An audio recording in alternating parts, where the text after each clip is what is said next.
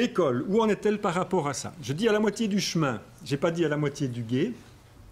Ce que j'observe dans les formations que je donne dans les écoles, c'est pour l'instant, et je pense de manière extrêmement transitoire, aidé en cela d'ailleurs par les médias qui ont tendance toujours à grossir le trait sur ce champ-là, ben, je constate une focalisation sur les risques et les dangers d'Internet. J'ai l'impression que c'est transitoire parce que tous les médias ou tous les contenus médiatiques sont passés par cette phase de purgatoire, hein, cinéma, télévision, jeux vidéo, etc. Même la presse, hein, à sa naissance, bien, on se focalisait sur les dangers de ces médias. Un retard dans l'accessibilité technologique. Alors, je ne parle pas de retard dans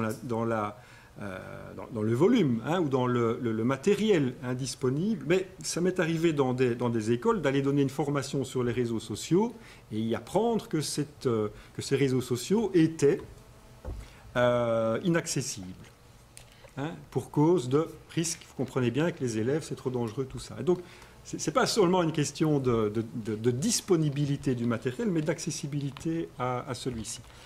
Une certaine absence d'isomorphisme.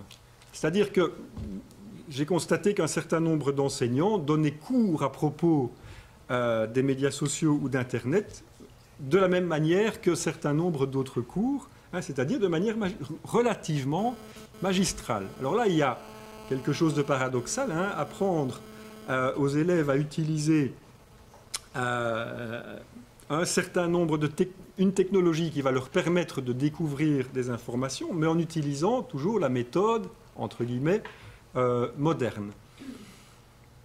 On peut rêver, ou on peut faire un cauchemar, d'une école où on demanderait aux élèves de d'abord chercher sur leur tablette ou sur leur iPhone un certain nombre d'informations, et le professeur ensuite, hein, restructure les informations découvertes, corrige, hein, etc. Ça ne se passe pas vraiment comme ça pour l'instant. Et aussi, dernier point, par rapport à ceci, ce que j'observe, c'est des pratiques de détournement des usages. Hein, donc, j'ai découvert quelque chose d'assez chouette. En fait, un enseignant qui, dans un collège en France, se dit, bah, tiens, dans le fond, moi, j'ai envie que mes élèves lisent le Père Goriot. Ben, comment faire? Leur demander de lire un livre, c'est très compliqué, dit-il. Je vais leur proposer d'ouvrir un compte Facebook. Leur demander, dans leur compte Facebook, d'imaginer tel personnage du roman qui va se retrouver en relation d'amitié ou pas avec tel autre personnage du roman, devoir indiquer les citations préférées, devoir indiquer les lieux fréquentés par les différents personnages.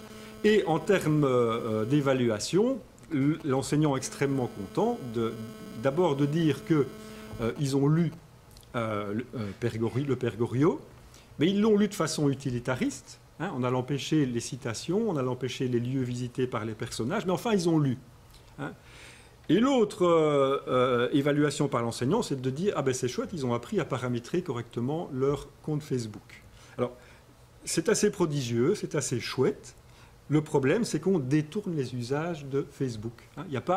Facebook n'a pas été conçu pour ça. Et donc, on ne rentre pas, hein, au cœur de la problématique de l'éducation aux médias. Hein. Et donc, une éducation aux médias centrée sur le média, c'est ce vers quoi on devrait peut-être arriver, c'est-à-dire une véritable éducation aux médias qui s'intéresse au langage utilisé dans Internet ou dans les réseaux sociaux, qui s'intéresse aux différents publics et à la façon dont ils reçoivent, dont ils se servent des médias. La question des producteurs, qui est derrière Facebook, hein, par exemple. Qui je suis, moi, qui produit un certain nombre de textes dans mon compte Facebook.